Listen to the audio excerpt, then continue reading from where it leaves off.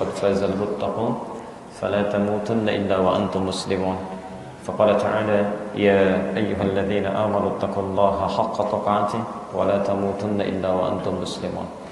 Saudara-saudariku dan pemirsa Akhir TV dimanapun Anda berada, alhamdulillah hari ini Ahad 12 Rajab 1438 Hijrah kembali kita diberikan kesempatan oleh Allah Subhanahu wa taala untuk menjalani aktivitas kehidupan kita, dan kita selalu berusaha berdoa bermohon pada Allah Subhanahu wa taala semoga hari-hari kita yang kita jalani bisa lebih baik dibandingkan dengan hari-hari sebelumnya.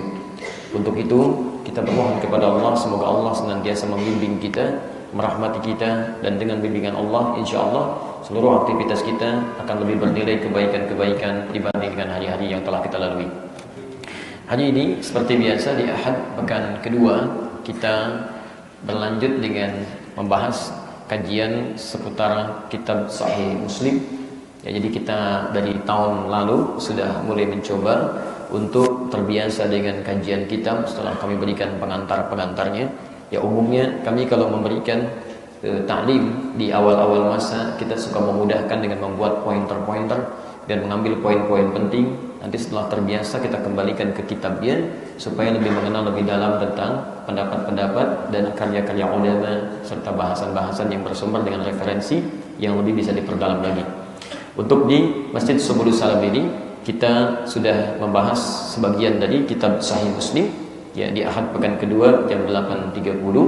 Sekarang kita akan lanjutkan kembali dengan mengingatkan bagi teman-teman yang baru bergabung, mohon sekiranya untuk bisa melihat tayangan-tayangan yang sebelumnya sehingga kami tidak mengulang terlalu lebih dan barangkali bisa mengambil waktu yang terlalu banyak untuk mengulas apa yang telah disampaikan. Hari ini kita akan teruskan masih dalam pembahasan Kitabul Iman jilid yang pertama. Saya sudah pernah sampaikan, nanti kalau ada sekiranya yang ingin mengetahui isi dari kitab ini silahkan cari ya di toko-toko terdekat, karena saya tidak berprofesi untuk menjual kitab atau buku. Jadi nanti teman-teman cari untuk lebih memahami, memudahkan, setidaknya cari saja terjemahannya dengan bahasa Indonesia. Ini saya lihat sudah ada di sini ya, nanti saya coba cek dulu ya, apakah isinya baik atau tidak. Kalau nanti cukup baik, mungkin nanti kami sampaikan, silahkan cari yang serupa, masing-masing bisa mendapatinya. Kalau ingin kitabnya dengan berbahasa Arab, silahkan cari. Ini yang punya kami, sering saya sampaikan, yang biru dongker itu. Ini ada 9 jilid. Ya, kita mulai jilid yang pertama. Ini dengan syarahnya, syarah Imam An-Nawawi. Jadi saya mencoba memahami isinya tidak dengan pendapat pribadi, tapi dengan pendapat ulama-ulama yang memang mengetahui dan pakar di bidangnya. Ini ada 9 jilid. Ya, saya beli di Kairo tanggal 26 Juli tahun 2006 di Husainiyat. Ya, di sini Anda bisa dapatkan barangkali di toko Kitab Wadi itu Jalan Pramuka. Ya, beberapa santri kami pernah mendapati di situ dan sekiranya bisa didapatkan, insya Allah lebih baik ya untuk bisa mengimbangi atau bisa mengikuti kajian. Kalau belum ada, tolong diingatkan nanti bulan depan untuk selanjutnya setiap bahasan yang akan saya kaji, saya akan coba copy dulu. Ya, mohon staf kami diingatkan, yang saya yang copy aja nggak apa-apa, nanti saya yang copykan, nanti teman-teman tinggal menerima saja. Ada berapa jumlahnya, nanti dikopikan, kemudian nanti setiap mulai kajian Bapak dan Ibu sudah bisa pegang apa yang kita bahas. Jadi jelas ini kitabnya halaman berapa, di jilid yang berapa, materinya yang ini. Langsung saya kopikan dari aslinya, insya Allah berbahasa Arab. Ya. Jadi nanti pas kita bahas sambil belajar gitu kan. Kalau antum bahas dari bahasa Indonesia saja kapan majunya gitu kan. Minimal tahu kosakata ya. Baik, kita lanjutkan dan saya mohon izin kalau nanti saya sedikit jeda karena saya masih menyesuaikan, kondisi kesehatannya masih menyesuaikan. Makanya kemarin Sabtu subuh saya umumkan di Anwar Jati Bening bahwa untuk sesi duha dan sesi malam saya over izin ya, karena butuh istirahat dan ada hal yang harus diselesaikan dulu. Jadi kami istirahat dari mulai sore, saya sudah lemah sekali. Saya simpan handphone dan sebagainya sampai malam gitu ya. Begitu malam saya lihat mendekat ke waktu-waktu 1:03 malam, saya lihat kok banyak sekali miss call nyampaikan Ustaz ditunggu jamaah gini gitu dan sebagainya. Saya sudah bilang dari pagi gitu ya. Tapi maafkan saya kalau dalam beberapa kesempatan yang kemarin ada miskomunikasi. Semoga Allah mengampuni dosa-dosa saya dan semoga Bapak Ibu diberikan pahala dari kesabaran dan niat yang baik insyaallah. Taib, Kitabul Iman masih dalam pembahasan tentang iman. Saya ingin tegaskan sejenak bahwa kitab hadis itu saat disusun oleh para ulama hadis tidak hanya sekedar ditujukan untuk menghimpun hadis Nabi sebagai informasi, tapi yang penting Anda ketahui, mereka juga menghimpun dengan bab-bab tertentu berdasarkan hadis-hadis yang dimasukkan ke dalam bab ini untuk memudahkan kita mempelajarinya sesuai dengan kebutuhan kita. Maka konsepnya, jika Anda ingin belajar lebih cepat dan sesuai dengan yang dibutuhkan dalam aplikasi kehidupan, saran kami Bapak Ibu tidak harus belajar dari awal, tapi Anda bisa mengeluarkan bab-bab tertentunya sesuai dengan kebutuhan kita. Saya beri contoh misalnya, ya. Ini yang kita pelajari karena kita berurut, kita belajar dari awal. Kitabul Iman. Di Imam Al-Bukhari juga di kitab beliau Al-Jami' Al-Musnad, atau dikenal dengan Sahih Al-Bukhari, juga memulai dengan Kitabul Iman. Ada 57 hadis di situ. Kitabul Iman ini ketika dibuat judulnya bab atau kumpulan hadis-hadis tentang iman, maksudnya isinya nanti ditujukan untuk membantu kita bagaimana cara meningkatkan iman dan mencegah supaya enggak turun. Kadang-kadang suka ada yang bertanya, Ustaz, iman saya kadang-kadang suka naik, semangat, tapi tidak sedikit kadang turun, malas ibadah dan sebagainya. Bagaimana cara mengatasi ini supaya dia terus naik dan tidak turun lagi? Maka Anda keluarkanlah hadis-hadis dalam bahasan Kitabul Iman. Turunkan kemudian teorinya, dari mulai cara menaikkan sampai menjaga supaya enggak turun. Itu maksudnya. Nanti ada bapak kan di sini beda-beda profesinya.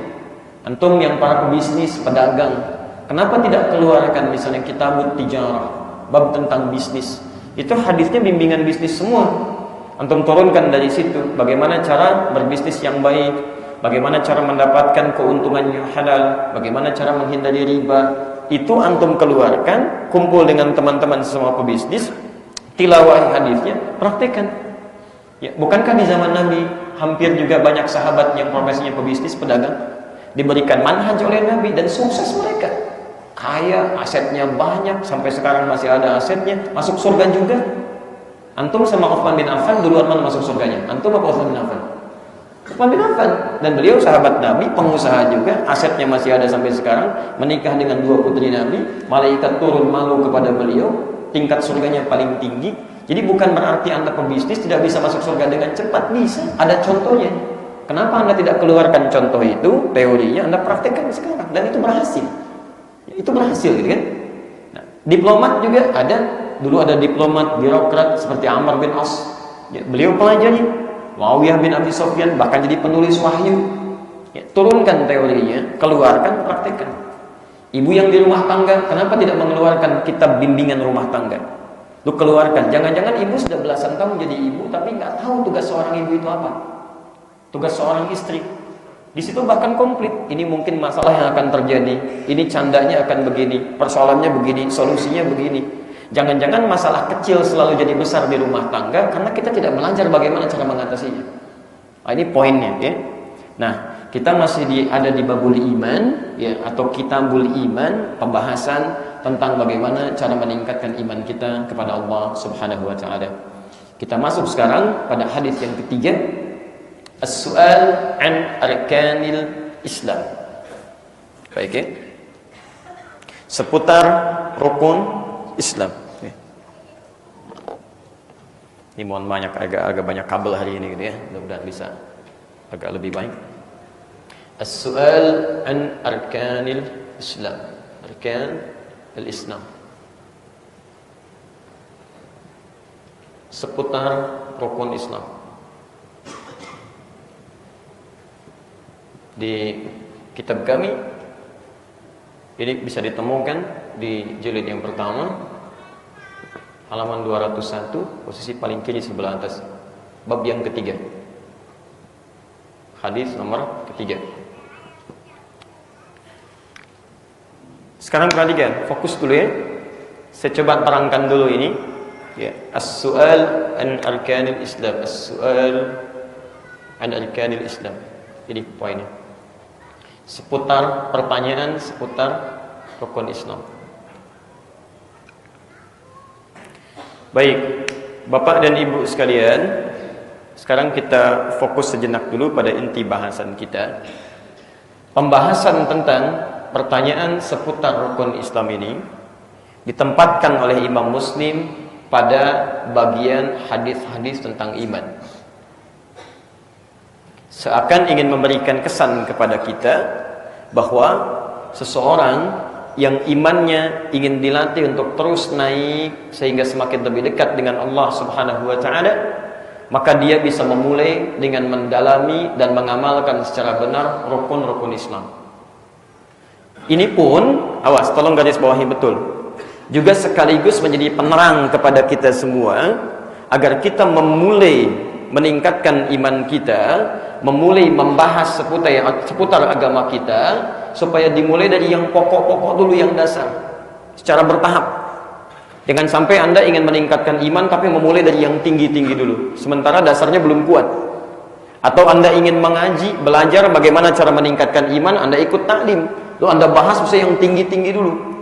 Kita akan lihat nanti, bahkan sahabat ketika bertanya pada Rasulullah, mereka akan bertanya pada yang dasar-dasar dulu, yang pokok-pokok dulu.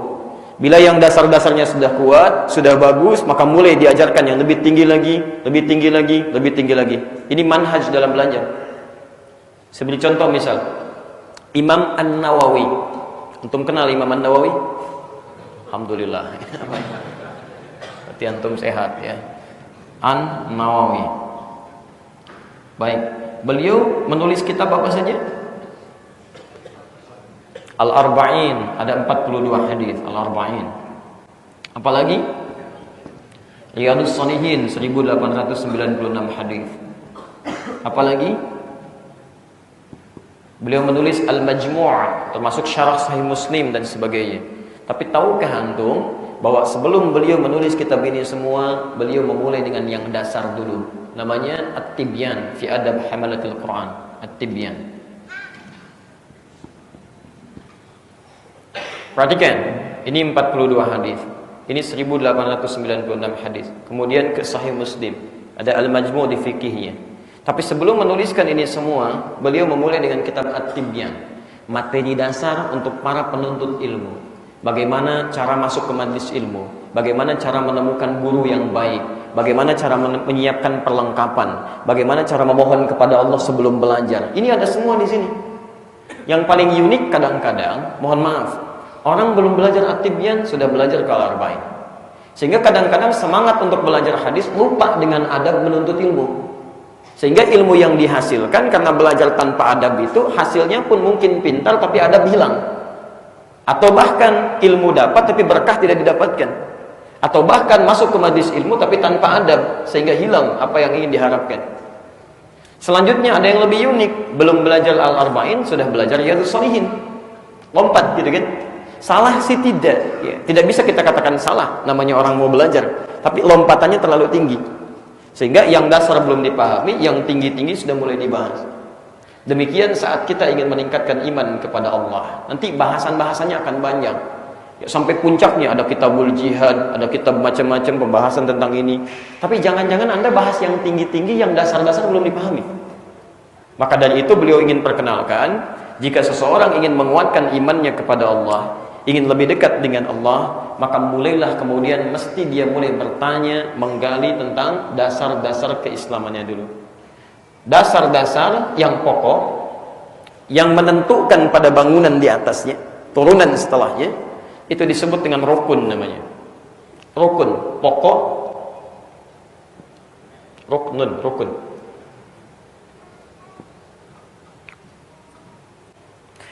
Pokok atau dasar yang kuat yang menjadi pondasi bagi bangunan di atasnya ya, di dasar yang kuat, pokok yang kuat disebut dengan rukun namanya. Kalau dijamakkan, kalau jamak itu artinya apa? Satu atau dua? Banyak ya, lebih daripada dua. Maka jamaknya disebut dengan arkan. Nih, jamaknya arkan.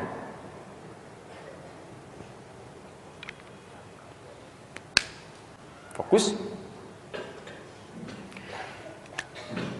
Ini ketika kalimatnya menggunakan kata arkan, ini menunjukkan dasar-dasar yang ingin dijelaskan, pokok-pokok yang jadi pijakan yang akan dibahas itu tidak hanya satu, tapi lebih daripada dua, ada beberapa. Nanti kita lihat. Ya. Nah, pokok apa yang ingin dimaksud?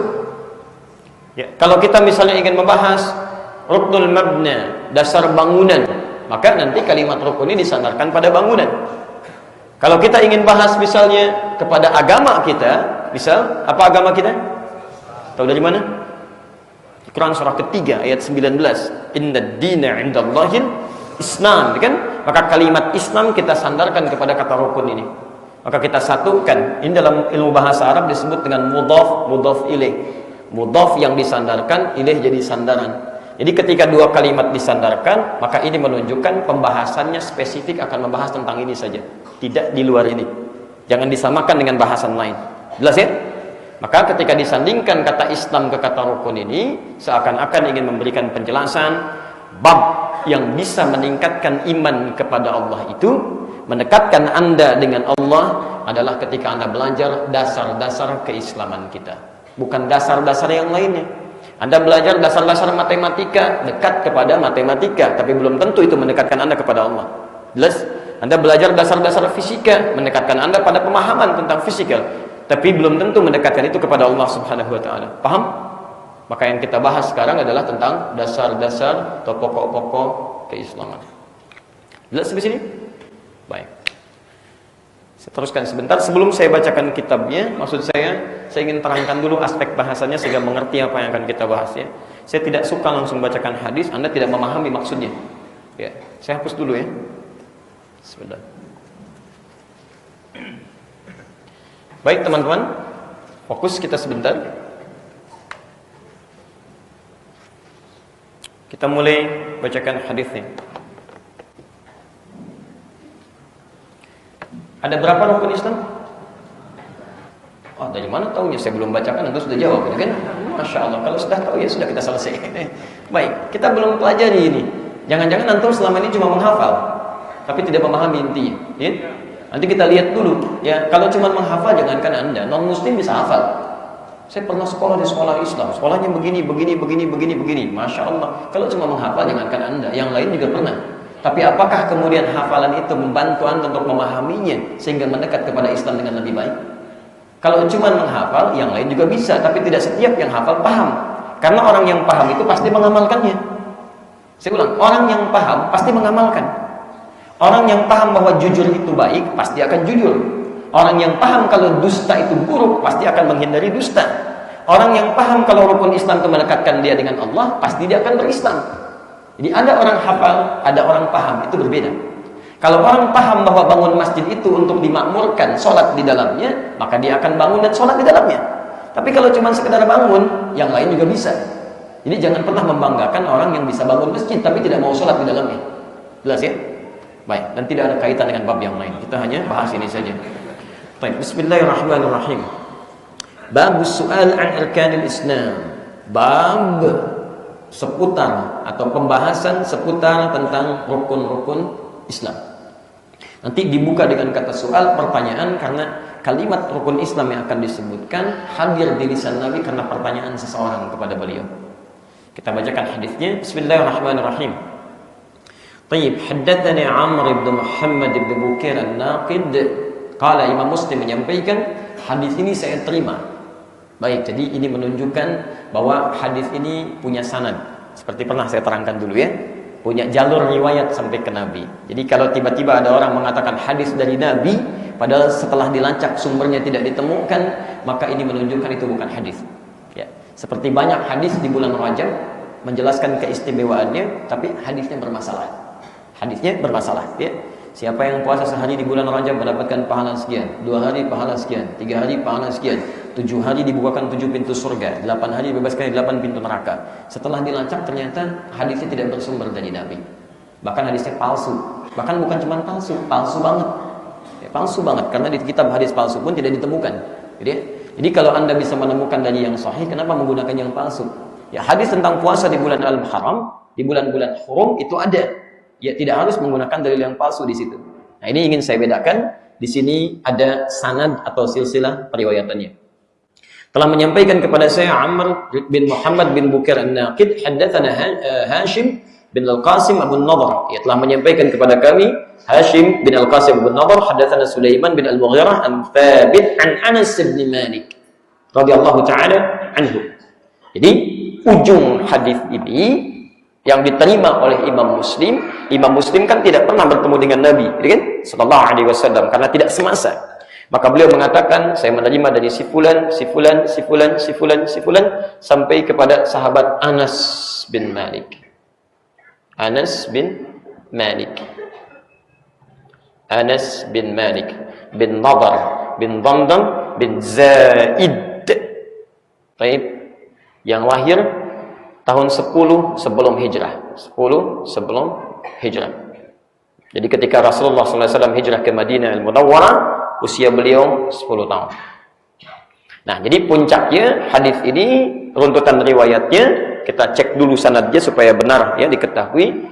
Bersambung sampai ke sahabat Anas bin Malik, diterima dari Nabi SAW. Di sini posisinya Rasulullah SAW. Di pertama, hadis ini secara riwayat sahih. Dan jelas karena itu diletakkan dalam kitab Sahih Muslim. Paham sampai sini? Nah, sebelum kita mulai apa yang terjadi dengan isi hadis ini, saya akan terangkan dulu sedikit tentang Anas supaya kita bisa mengambil inspirasi dari perjuangan beliau itu. Bapak Ibu sekalian, Anas ini radhiyallahu taala anhu, beliau di antara sahabat yang paling mulia, sangat dekat dengan Nabi sallallahu alaihi wasallam. Saking dekatnya bahkan beliau membantu Nabi sallallahu alaihi wasallam. Tapi penting Anda ketahui bahwa beliau terlahir dari dua orang mulia. Pertama, Malik, ayahnya bernama Malik, jelas makanya disebut Anas bin Malik. Ya, Malik bin Nadhr bin Damdam bin Zaid. Ibunya Ummu Sulaim, namanya juga mirip bapaknya, Malikah. Jadi bapaknya namanya Malik, ibunya Malikah. Ya, Malikah bin Milhan bin Khalid bin Zaid. Ya, kemudian menikah, melahirkan anak diberi nama Anas, maka dinasabkan kepada ayahnya disebut dengan Anas bin Malik. Tayyib.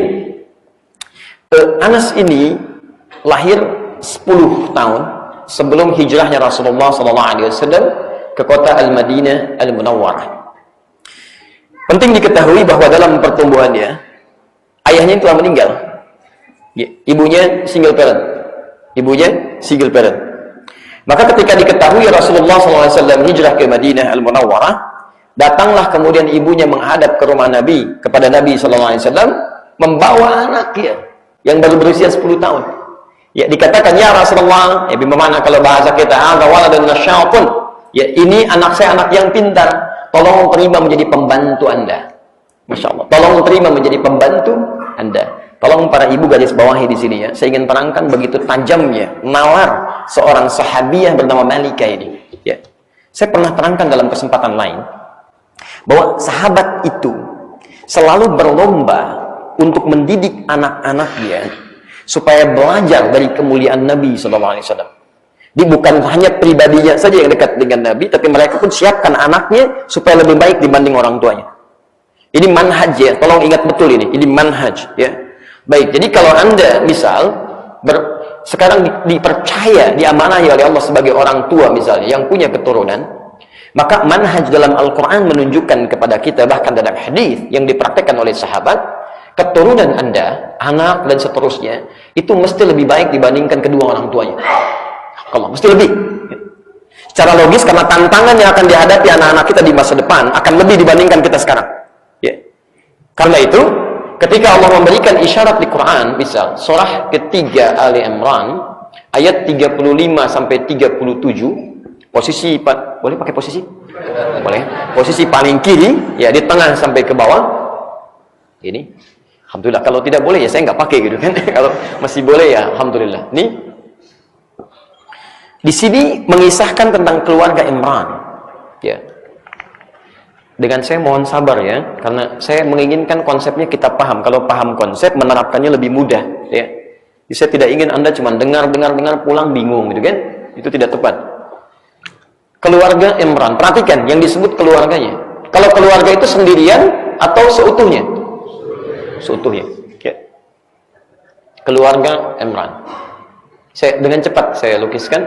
Imran menikah dengan istrinya Ya, di dalam sumber yang lain disebut dengan Hannah, di Quran tidak disebutkan, hanya Imran atau Imran saja. Ya. Singkatnya, kemudian Hannah mengandung. Baik, dalam kandungan ini bernazar di ayat 35-nya. Idz qalat imra'atu Imran, "Rabbi inni nazartu laka ma fi batni muharraran, fataqabbal minni." Ya, Hannah bernazar kompak dengan suaminya Imran supaya anak yang dikandungnya lebih soleh dibanding kedua orang tuanya, lebih dekat dengan Allah Subhanahu wa taala. Nanti rumusan doa ini nanti akan diteruskan di Quran surah ke-7 ayat 189. Sebagai sunnah bagi setiap perempuan yang tengah mengandung untuk bermohon kepada Allah supaya anaknya terlahir dalam keadaan soleh nanti. Ya, da'awallaha rabbahuma la in ataitana shalihan lanakunanna minasyakirin. Baik, secara singkat, begitu dilahirkan, lahir perempuan ayat 36-nya. Falamma wada'atha qalat rabbi inni wada'tuha untha. Singkatnya diberi nama dengan Maryam.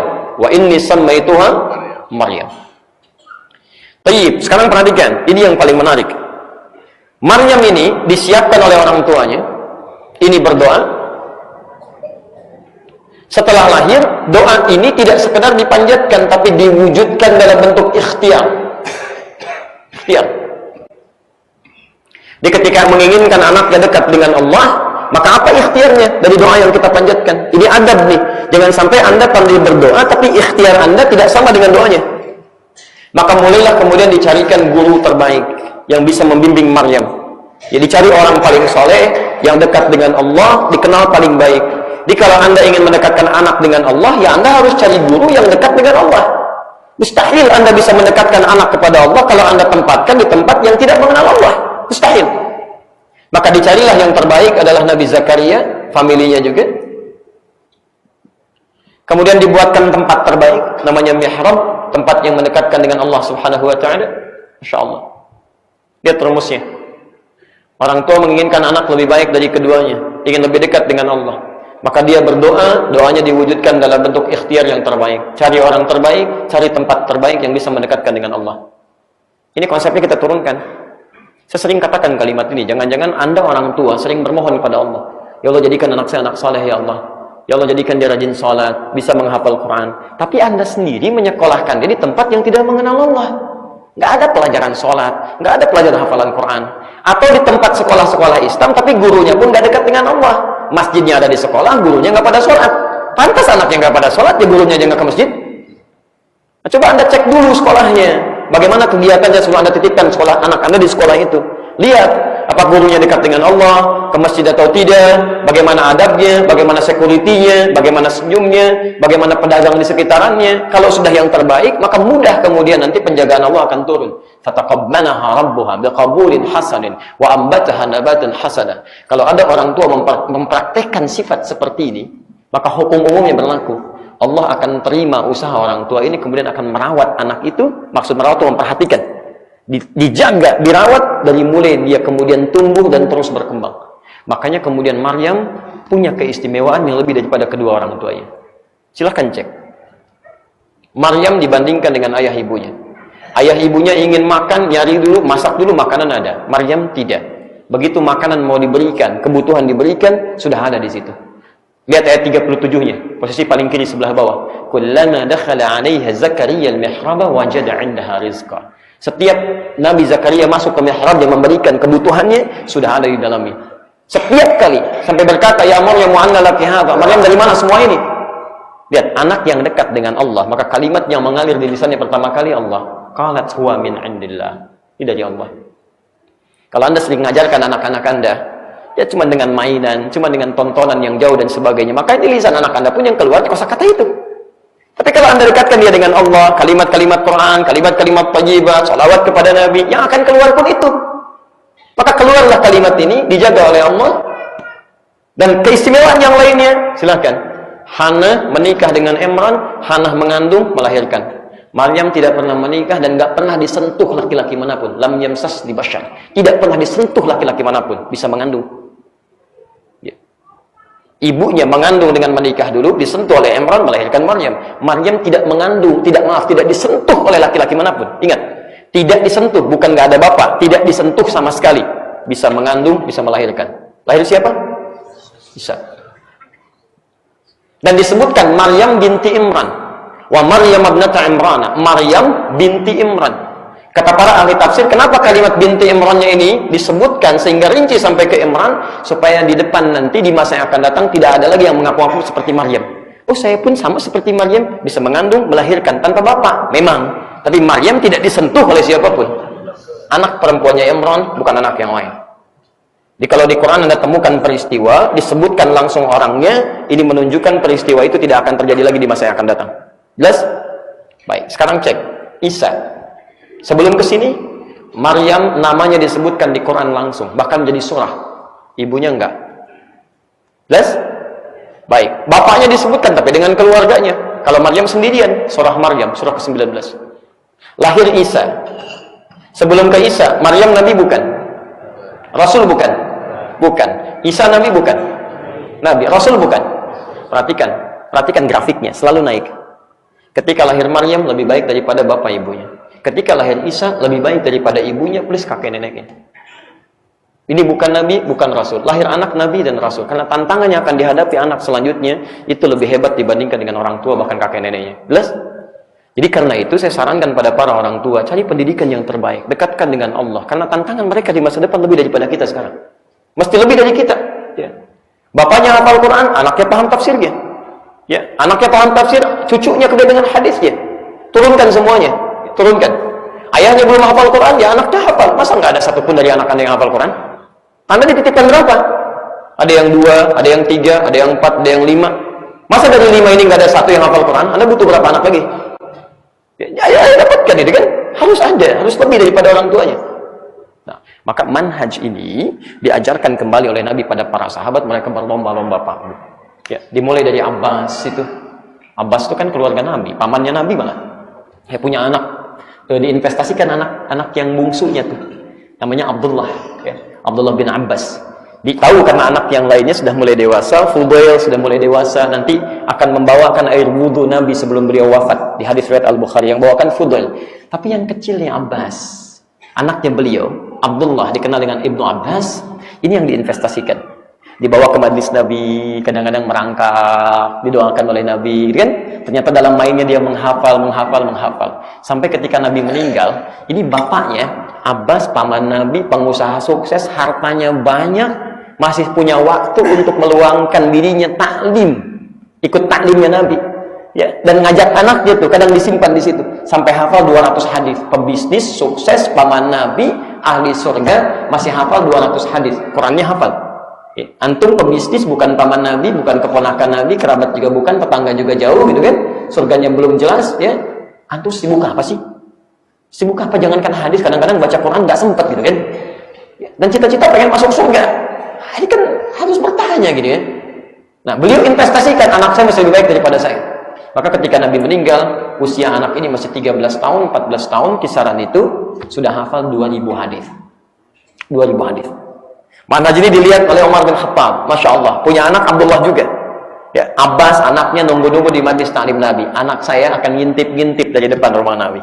Makanya ketika Nabi pindah ke Madinah Al-Munawwarah, Umar kemudian bikin rumah di depan rumah Nabi. Ya, itu saat nanti teman-teman saya bermohon pada Allah yang belum umrah atau haji, mudah-mudahan disegerakan ke sana dan bisa mengunjungi kota Nabi, gitu kan? Nanti di Masjid An-Nabawi, ya, Masjid Nabawi itu di depan mihrab Nabi, kemudian ini kamar Nabi kan ada raudhah ya. Di depannya kemudian antum bisa temukan mihrabnya Uthman bin Affan, ada kemudian jalan dari pintu Babus Salam ya untuk berziarah ke makam Nabi, kemudian sininya Baqi, depannya nanti ya Bapak Ibu sekalian, Anda bisa lihat satu halaman yang luas di depannya itu. Dulu di antara sekat-sekat itu rumahnya Umar bin Khattab. Ya, rumahnya Umar bin Khattab. Yang paling menarik, beliau kemudian bikin kamar nih. Kamarnya ini dihadapkan ke rumahnya Nabi. Ya, dihadapkan ke rumah Nabi SAW. Jendelanya dihadapkan. Ditempatkanlah di situ putranya Abdullah bin Umar. Ya, Abdullah bin Umar bin Khattab. Masya Allah. Apa yang terjadi? Jadi beliau berpikir kalau Abbas itu menunggu di tempatnya taklimnya Nabi, majlis taklimnya Nabi, nyimpan anaknya di situ. Kalau anak saya sebelum Nabi keluar rumahnya sudah ngintip-ngintip ke rumah Nabi. Sebelum berangkat ke majlisnya. Maka dilihatlah dari situ bagaimana keluarnya Nabi, bagaimana jalannya Nabi, bagaimana nengoknya Nabi, bagaimana bersikapnya Nabi. Makanya nanti anaknya Umar dapat hadis lebih banyak dibandingkan dengan anaknya Abbas. Kisaran 2800 hadis. Tayyib. Maka diperhatikan itu oleh seorang ibu yang single parent tadi. Di antaranya berlomba dia, anak saya mesti lebih baik lagi daripada itu. Anak Abbas nunggu di majlisnya Nabi. Anak Umar ngintip-ngintip ke rumah Nabi. Anak saya harus masuk ke rumah Nabi. Maka dibawalah Anas ini oleh ibunya Malikah. Datanglah ke rumahnya Rasulullah SAW. Disampaikanlah hajatnya. Anak saya ini cukup pintar dan ini akan jadi pembantu Anda. Tidak ada celah yang lain kecuali jadi pembantu. Maka datanglah ke situ menyampaikan, tolong titip anak saya sebagai pembantu. Nabi paham yang diinginkan bukan pembantu ini, ingin belajar bagaimana keseharian kehidupan Nabi SAW. Maka ini yang saya sebut dengan manhaj. Ya, manhaj itu banyak, nanti ada manhaj akidah, ya, manhaj ibadah dan sebagainya, manhaj pemikiran. Maka kita turunkan ini Pak Bu. Kenali orang baik di sekitar Anda. Mungkin di komplek Anda ada orang saleh, orang baik, ya kenalkan dengan anak-anak Anda.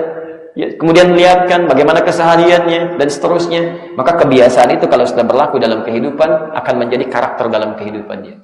Maka Anas dititipkan di rumah Rasulullah, diangkat jadi pembantu Nabi, ditetapkan oleh beliau sampai kemudian yang paling menarik, kurang lebih 10 tahun membantu Nabi. 10 tahun. Jadi ketika Rasulullah SAW meninggal dunia, ya beliau sudah berusia 20 tahun. Sekarang saya tunjukkan beberapa hal. Satu, ketika ditanya oleh para sahabat, bagaimana sikap Nabi Shallallahu Alaihi Wasallam ketika engkau membantunya? Maka keterangan Anas, masya Allah, tidak ada celaan, tidak ada muka masam, tidak ada cegah ini, tidak ada cegah itu, tidak ada perintah ini, tidak ada perintah itu, kecuali kalimat yang sangat indah. Anas, madza akhdumuk? Anas, apa yang bisa saya bantu? Masya Allah, 10 tahun. Anas, apa yang bisa saya bantu? Di riwayat lain, biarkan saja Anas dengan keinginannya. Masya Allah. Jadi katanya merepotkan gitu kan? Jadi prinsip dalam hidup kita bahwa kalau kita bisa kerjakan sesuatu sendiri, nggak usah repotkan orang lain. Ya, jadi kalaupun Anda nggak perlu ada khadim di rumah bisa tangani sendiri, kerjakan kan? Jadi kalaupun perlu dibantu, misalnya oleh orang lain, oleh asisten dan sebagainya, maka cukupkan pada apa yang nggak bisa Anda kerjakan. Dan jangan bebankan ia lebih daripada kadar kemampuannya. Atur jamnya, lihat. Jadi pastikan dari awal, ini yang saya nggak bisa, berarti Anda masuk kerjakan ini saja ya. Begitu sudah selesai, Anda mampu, sudah selesai. Ya. Jadi ini indah gitu kan teman-teman sekalian. Di Anda tidak harus ngomel pada apa yang sesuatunya seharusnya bisa Anda kerjakan. Dan itu nyaman. Makanya kalau ada kesempatan terbuka, masih ada sekarang pengen saya daftar itu. Ya, karena beliau itu makan, selesai, cuci sendiri gitu kan. Kemudian ada sesuatu kotor, bersihkan sendiri. Jadi nggak memberi peluang kepada orang lain sepanjang bisa dikerjakan. Saya coba terapkan itu. Datang sendiri, terangkan sendiri, tulis sendiri, hapus sendiri, sepanjang mampu.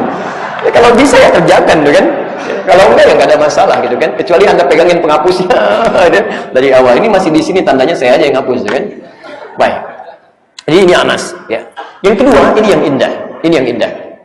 Beliau tinggal dengan Nabi, belajar bersama Rasulullah SAW, dan yang paling menarik, pelajaran-pelajaran ini setelah beliau himpun, dapat 2286 hadis selama membantu Nabi ini. Yang paling menarik, dipraktekkan semua itu dalam keseharian, bahkan pada tingkat tertinggi. Ini pelajaran besar. Pelajaran besar.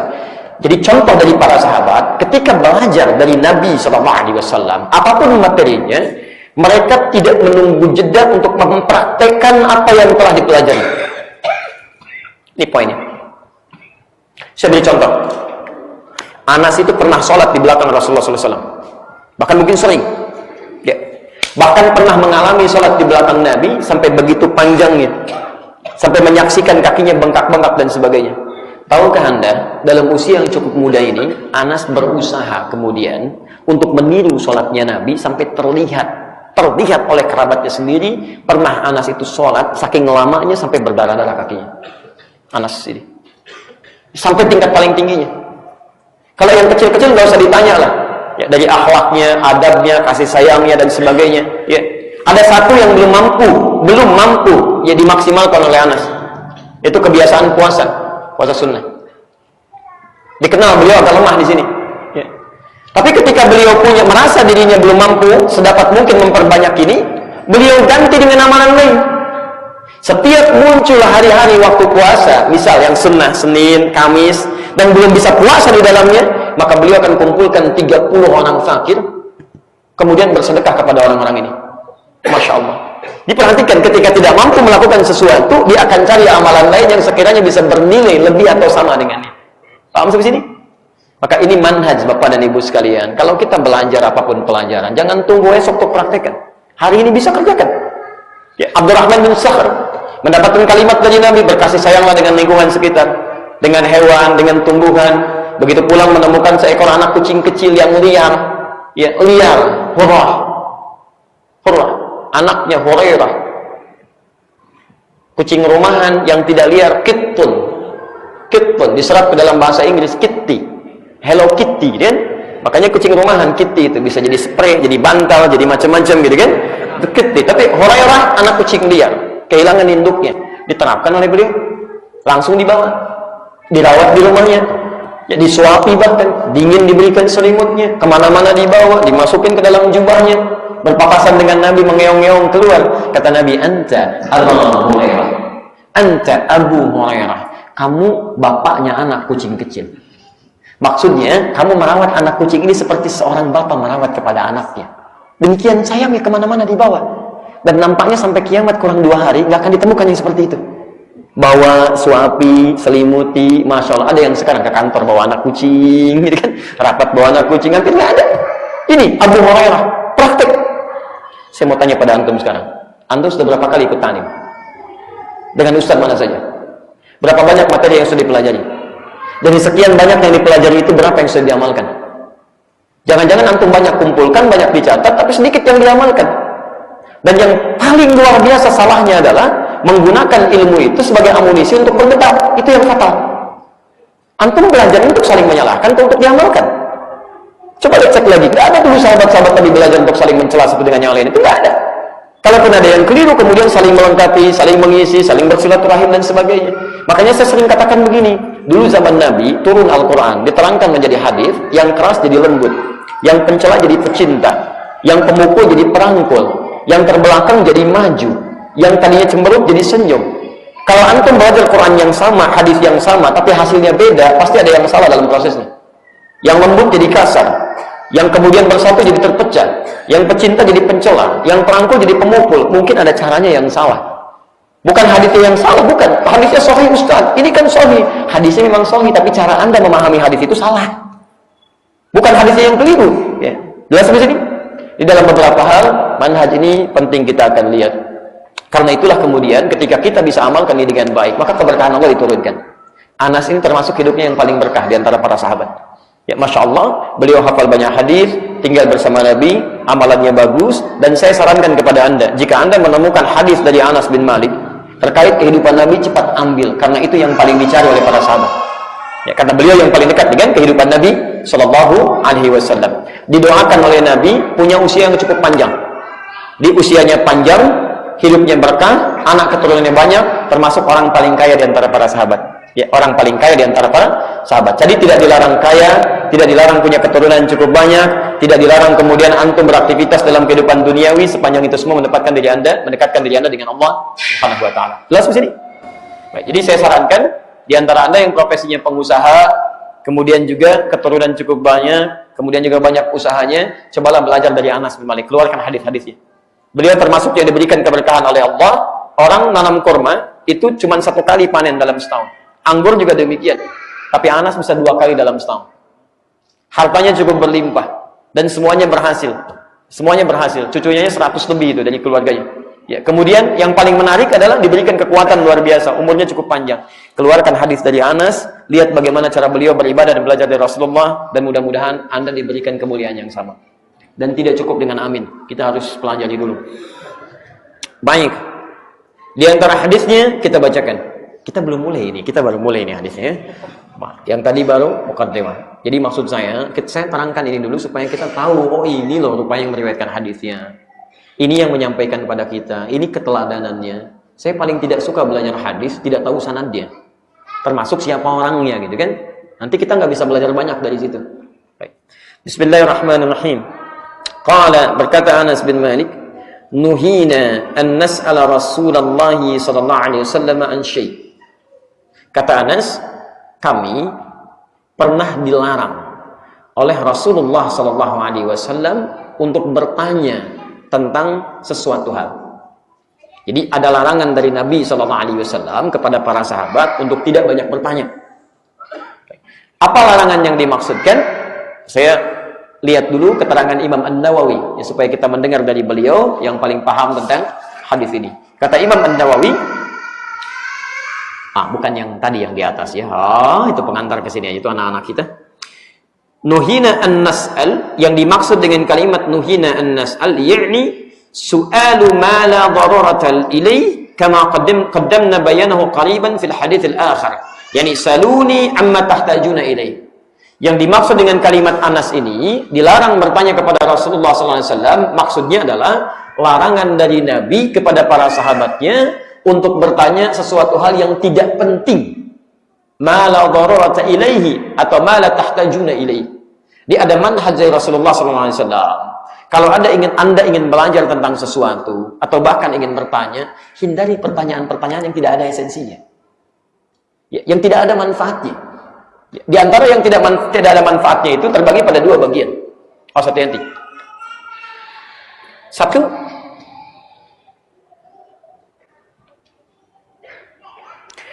pertanyaan yang tidak ada kaitannya atau hubungannya dengan peningkatan iman plus amal soleh kita.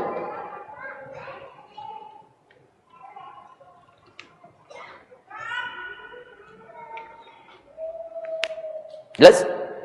Jadi kalaupun misalnya Anda ingin mengajukan pertanyaan dan sebagainya, cari pertanyaan-pertanyaan terbaik yang dengan pertanyaan itu ada jawaban yang bisa meningkatkan iman dan memotivasi kita untuk beramal soleh. Jadi jangan pernah antum ajukan pertanyaan-pertanyaan yang sebetulnya hubungannya nggak ada dengan amal soleh kita. Ini saya sering perhatikan ya, saya cuma di Indonesia lihat yang seperti ini nih. Ya, selama kami di luar nggak pernah kami saksikan begini. Ya, saya amati seringkali ada pertanyaan-pertanyaan yang diajukan. Ya, kemudian bertanya pada sesuatu yang para ulama pun menjaga itu supaya tidak tersebar di awam. Seperti pertanyaan begini misalnya, di mana orang tua Rasulullah? Apakah di surga atau selain daripada itu atau di neraka, gitu kan? Terus saya seringkali mendengar kalimat-kalimat itu ditanyakan. Padahal itu dari dulu dijaga oleh para ulama supaya nggak banyak didiskusikan di awam, nggak ada hubungannya. Emang apa hubungannya dengan antum? Kalau orang tua beliau ada di surga atau di tempat selainnya, apakah ada kaitan dengan Anda? Apa bisa meningkatkan iman Anda? Kan nggak ada. Apa bisa meningkatkan amal soleh Anda? Kan tidak ada. Jadi ini sebetulnya perdebatan sudah lama di kalangan para ulama. Karena ada satu kitab hadis, di hadis Muslim menyebutkan beliau termasuk di tempat yang tertentu, di hadis lain disebutkan beliau di kalangan ahli fatrah, didiskusikanlah oleh para ulama untuk beristinbat ahkam saja, bukan untuk menentukan ada di mana, untuk meraih kesimpulan hukum. Dan itu tidak ditampilkan di awam, sehingga tidak menjadi perdebatan-perdebatan yang nggak ada korelasinya dengan peningkatan amal. Ya, kalaupun misalnya bukan di surga atau di tempat lain, maka sudahlah cukup bagi kita untuk mengetahui, selesai.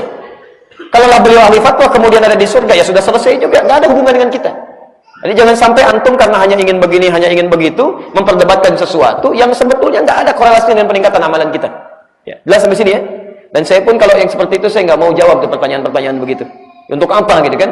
Saya cuma cukupkan wallahu ta'ala alam. Allah yang lebih tahu dengan keadaannya.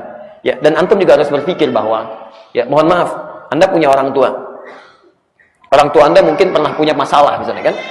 Masalah yang cukup fatal. Kemudian ada orang-orang membicarakan orang tua Anda di hadapan Anda. Dan dibahas itu, penyimpang, orang tuanya begini, orang tua antum begini. Bagaimana perasaan Anda selaku anaknya? Ikrimah punya bapak namanya Abu Jahal. Abu Jahal itu musuh luar biasa kepada Nabi. Banyak sekali pertentangan dengan Rasulullah SAW. Tapi Nabi tidak pernah mengungkit Abu Jahal di hadapan Ikrimah. Sekarang Anda ingin membahas orang tua Nabi, yang Anda hukumi begini, yang disebut orang tuanya Rasulullah SAW.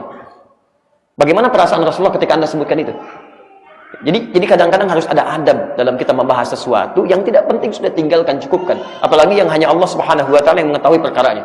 Adapun lisan dia mengucapkan kalimat-kalimat tertentu, itu ada bahasan-bahasan lain yang lebih khusus yang tidak seharusnya kita bahas dengan lebih dalam. Jelas sampai sini? Baik. Apalagi mohon maaf, saya tekankan ya. Jangan sampai juga ada orang-orang datang ke majelis ilmu hanya sekedar ingin menguji ustadznya. Ini ustadznya aliran mana nih? Ini ingin tahu kemana nih? Maka diajukan pertanyaan-pertanyaan untuk menguji saja. Oh, kalau jawabannya begini, ini berarti bagian dari ustadz kita. Kalau begini, bukan ustadz kita. Ya kalau antum merasa bukan ustadz antum salah masuk pengajian. Udah selesai, ngapain cuma untuk menguji saja? Itu salah, itu fatal itu. Ya kata Imam An-Nawawi, tidak akan mendapatkan berkah seseorang yang cuma datang untuk mendebat orang lain atau cuma menguji, nggak akan masuk ilmunya. Bahkan sudah datang pun ke majelis ilmu, nggak akan masuk, sudah ada antipati duluan. Nggak akan masuk itu, ya. Saya sarankan belajarlah dengan ustadz manapun. Sepanjang ada kebaikan di dalamnya, jangan cukupkan dengan saya. Dan lihat dari manapun silakan. Ya, dan jangan berlebihan dalam menilai sesuatu, khawatirnya malah ilmu tidak bisa masuk ke dalam diri kita. Saya sarankan termasuk dari TV-TV, Akhyar TV, Ihsan TV, Roja TV, Wisol TV, dan sebagainya, ambil manfaatnya. Jika ada yang tidak baik, tinggalkan, dan jangan saling mencela dalam keburukan. Paham? Baik. Yang kedua, pertanyaan.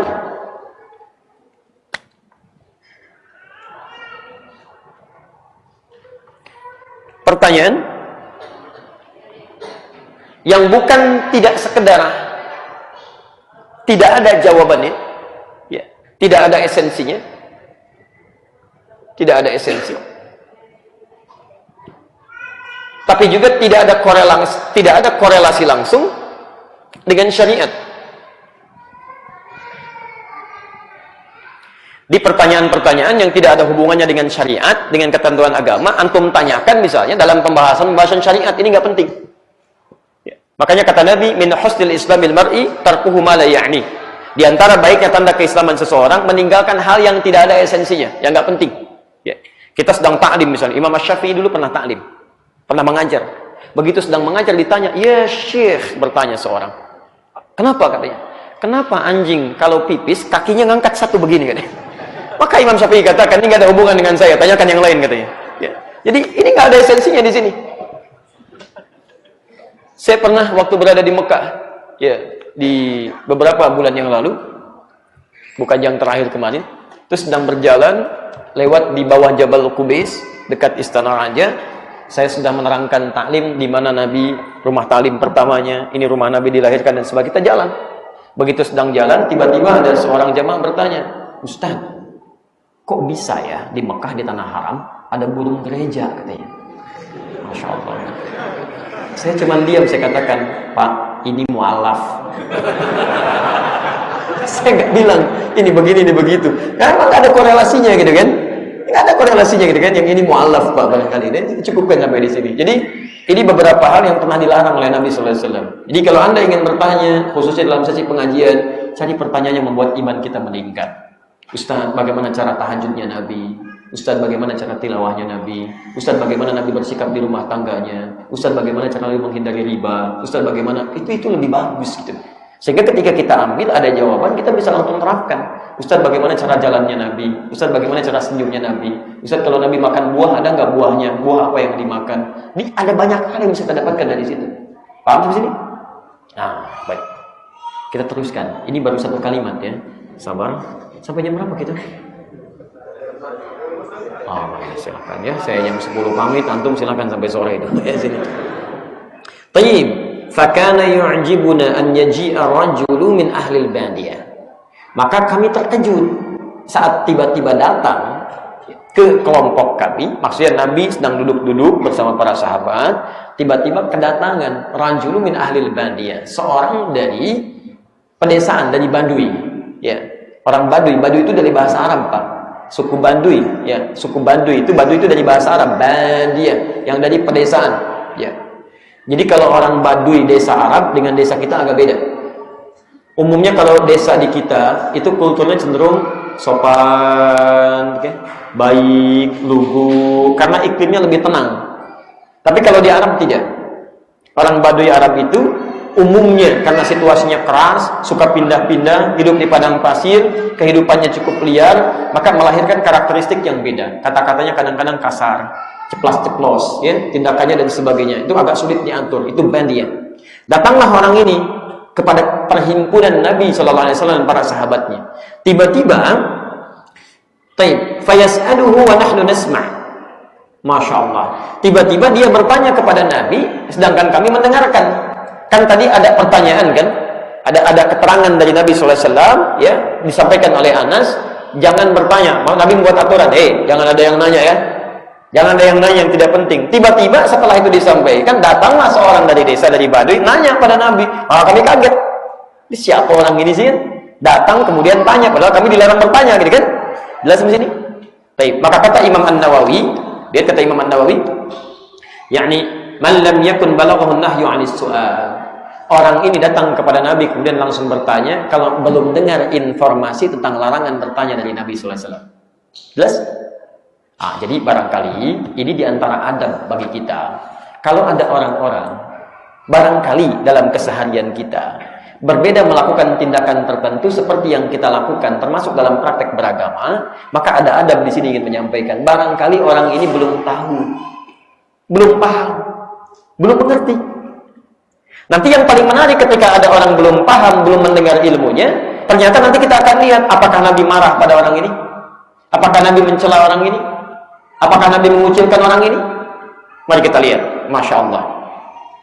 Kemudian dia berkata, faqala ya Muhammad atana rasuluka faz'ama lana annaka taz'umu anna Allah arsadaka. Ya Muhammad, ke tempat kami datang utusan Anda.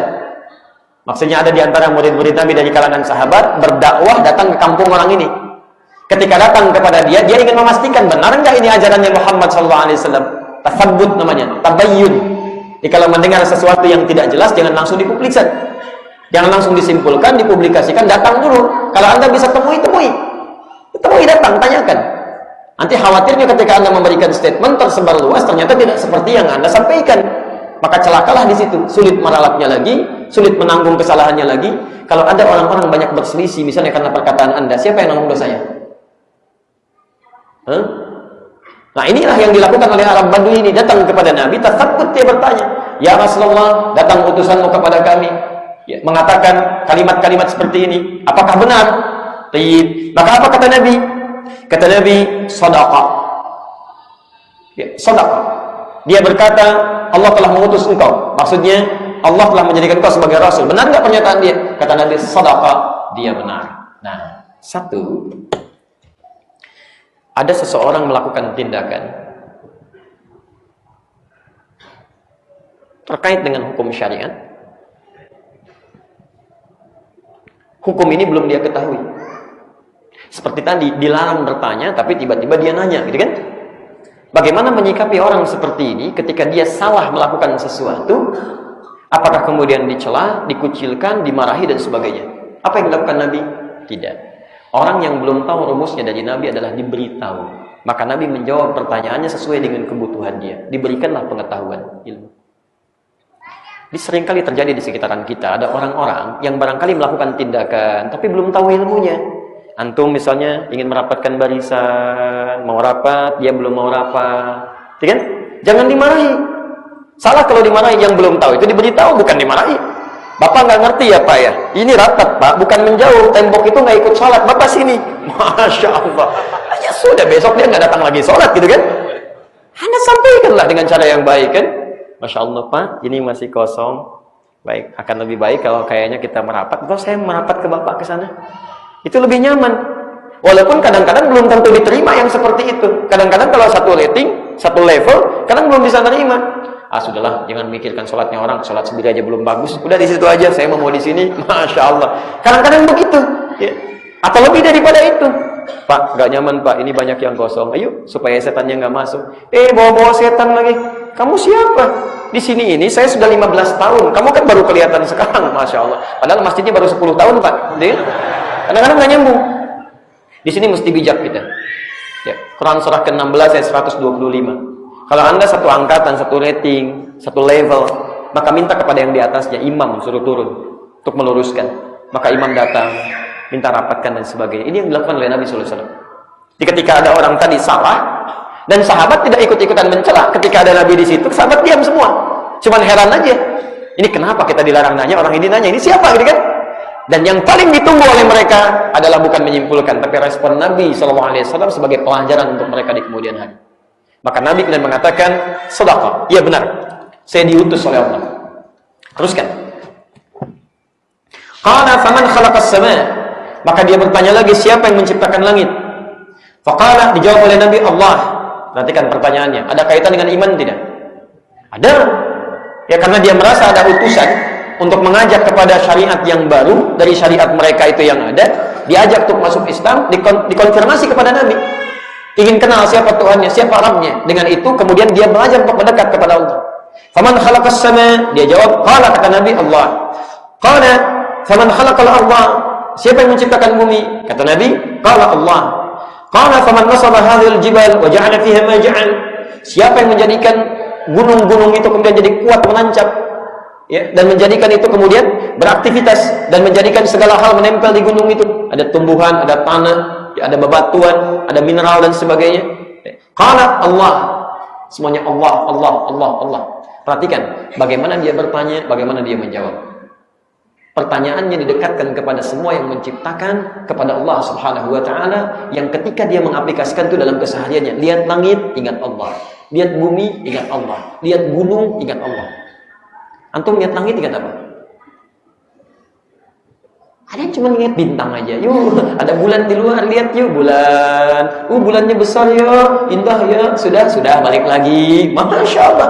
Dulu orang Baduy lihat langit ingat Allah. Orang Baduy terbelakang, gak punya sepeda, gak punya motor, gak punya mobil, gak punya perangkat seperti antum sekarang ini. Baju sederhana, lihat langit ingat Allah. Antum sepeda punya, motor punya, mobil punya, kendaraan banyak, ilmu pengetahuan semakin berkembang, Google ada, lihat langit, masih lihat bulan juga. Kapan kenal Allahnya?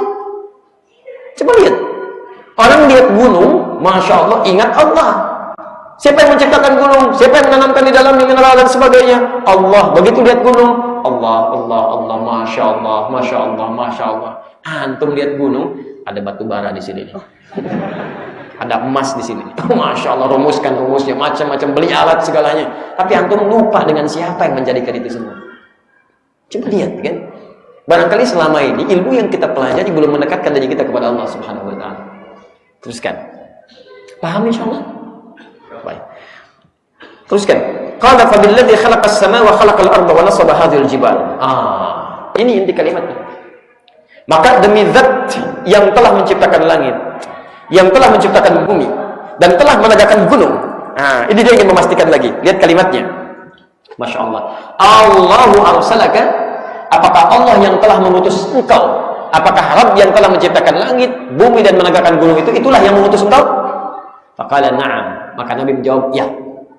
Kalimat orang ini ingin memastikan kalau begitu saya ingin tahu apa yang paling penting dari utusan ini. Ini maksudnya. Di Allah mengutus engkau, Allah yang telah menciptakan langit, menciptakan bumi, menegakkan gunung. Apakah benar Allah mengutus Anda? Kalau benar, orang ini akan mengambil manfaat dari situ. Apa yang bisa saya dapatkan? Yang paling penting yang bisa saya amalkan dalam kehidupan untuk mendekatkan diri saya dengan Allah Subhanahu wa taala. Karena nggak mungkin orang Baduy ini bisa nyambung langsung dengan Allah. Melihat Allah nggak bisa, berbicara dengan Allah nggak bisa. Bagaimana kita bisa mendekat kepada Allah? Maka dia bertanya, Anda diutus Allah tidak? Kata Nabi, na'am, iya. Kalau begitu kita akan lihat nanti. Nanti ketika dia mendengar Nabi adalah diutus oleh Allah, maka dia akan mengajukan pertanyaan-pertanyaan yang bisa meningkatkan iman dan amal dia kepada Allah Subhanahu wa taala. Kita lihat apa yang pertama kali ditanyakan orang ini. Lihat apakah orang ini bertanya tentang jihad? Apakah orang ini bertanya tentang macam-macam muamalah dan sebagainya? Kita lihat pertanyaan pertamanya. Bismillah. Qala wa za'ama rasuluka anna 'alaina khamsas salawatin fi yawmin wa lailatin. 1. Qala sadaqa. Utusan Anda telah datang kepada kami menyampaikan kami kalau ingin dekat dengan Allah mesti menunaikan salat, membangun hubungan dengan Allah lewat salat 5 waktu dalam sehari. Saya ingin pastikan kata orang ini, apakah itu benar menurut Anda Rasulullah? Kata Nabi, bala, shadaqah, benar. Salat.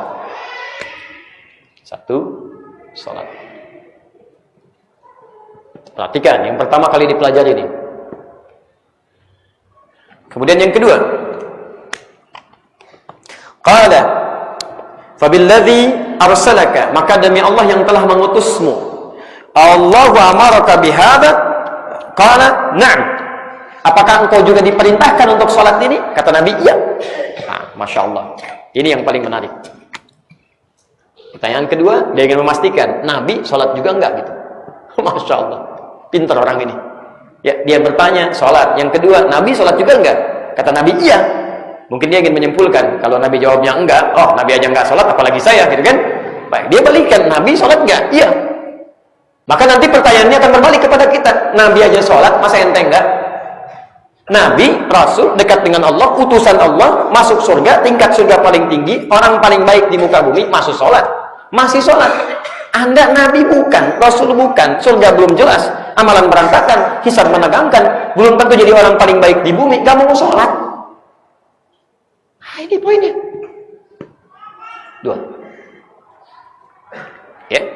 Nanti saya belum bahas tentang rukun Islam ya, kita baru turunkan dulu pengertiannya. Kemudian qala za'ama rasuluka anna 'alaina zakatan fi amwalina.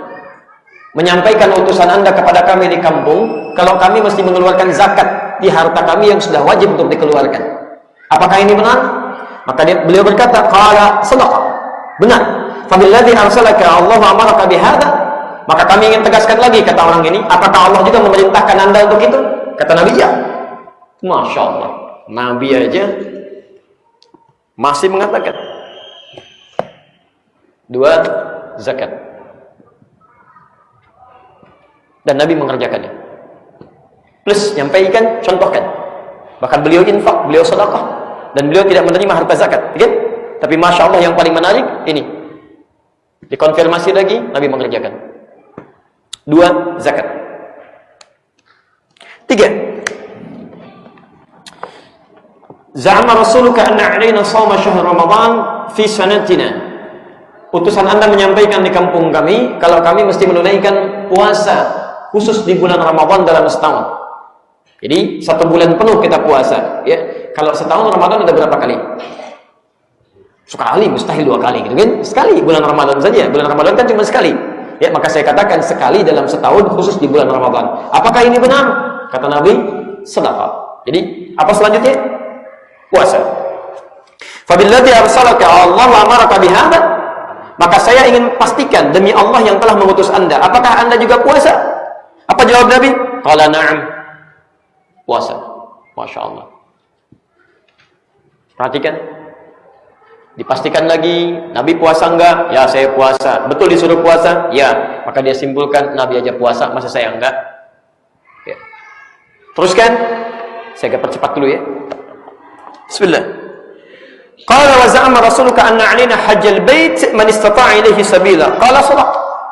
Ya, utusan Anda menyampaikan kepada kami bahwa kami mesti ya punya kewajiban untuk menunaikan haji sepanjang atau sesuai dengan kemampuan kami, dalam batas kemampuan kami. Haji. Apakah ini benar? Kata Nabi, sadaq. Ini benar. Ini benar.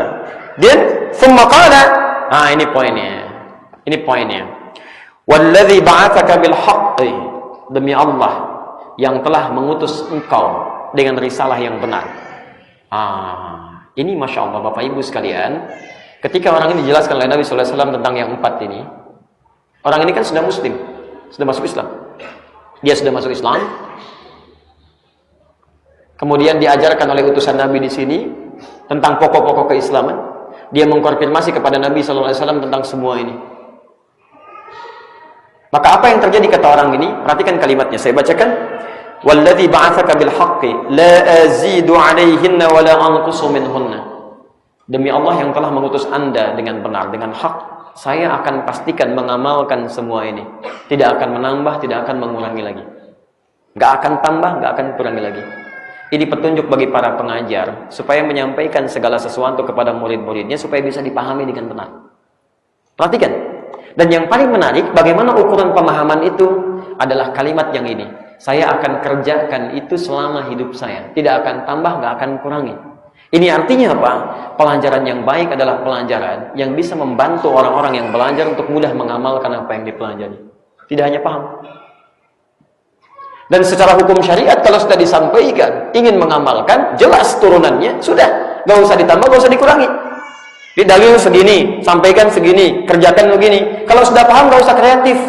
Cukupkan pada keterangan itu, kerjakan, selesai. Dan umumnya persoalan itu sering muncul karena kreativitas. Ya, ingin ini boleh nggak ya? Ingin itu boleh nggak? Sudah ada yang boleh, sudah ada yang nggak boleh. Untuk apa antum perdebatkan lagi? Saya mau sholat ya. Dalilnya kan cuma anak saya nomor hadis 886. Angkat tangannya, kemudian fawadha yadahu al-yumna 'alal yusra. Kemudian letakkan telapak tangan yang kanan di punggung yang kiri. Angkat, letakkan, simpan. Dalilnya 1, contohnya 1. Jelas. Selesai, tinggal diamalkan saja. Angkat, simpan, letakkan. Persoalan mulai muncul ketika ada orang mulai bertanya. Ini sama Allah kok yang kiri dulu nggak sopan? Kiri kan suka nggak bagus. Yang bagus kan kanan. Apa nggak boleh kita baik kepada Allah dengan mulai yang kanan dulu? Allah, kanan masuk, kiri sini, tutup begini. Kadang-kadang kaki naik dikit ya, gitu. Ini poin-poin ini yang menjadikan persoalan. Padahal dalil sudah jelas, keterangan sudah jelas, di ad-dinu huwad dalil. Agama itu sumbernya dalil. Kalau sudah ada keterangan, gak usah mikirin yang lain. Jelas ya? Nah, ini pokok-pokok persoalan yang disampaikan kepada kita semua. Kata Nabi, qala Nabi sallallahu alaihi wasallam, la in sadaqa la yadkhulannal jannah. Masyaallah, la yadkhulannal jannah. Kalau orang ini benar dengan komitmennya, maka dia pasti masuk surga. Maka dia pasti masuk surga. Anda tahu komitmen orang ini tadi? Masih ingat? Saya akan berusaha menunaikan semua ini tanpa menambah dan mengurangi sedikit pun. Ini bukan cuma masalah dalil, tapi tanpa menambah dan mengurangi. Maksudnya, yuk lihat sini. Tadi sholat yang disebutkan berapa waktu? 5 waktu. Masya Allah. Fokus. Zakat, cuma zakat saja kan? Puasa yang disebutkan apa? Ramadan saja. Baik. Haji disebutkan, umrahnya tidak. Ya? Sekarang perhatikan. Saya ambil 2 contoh ini. Sholat 5 waktu dan Ramadan.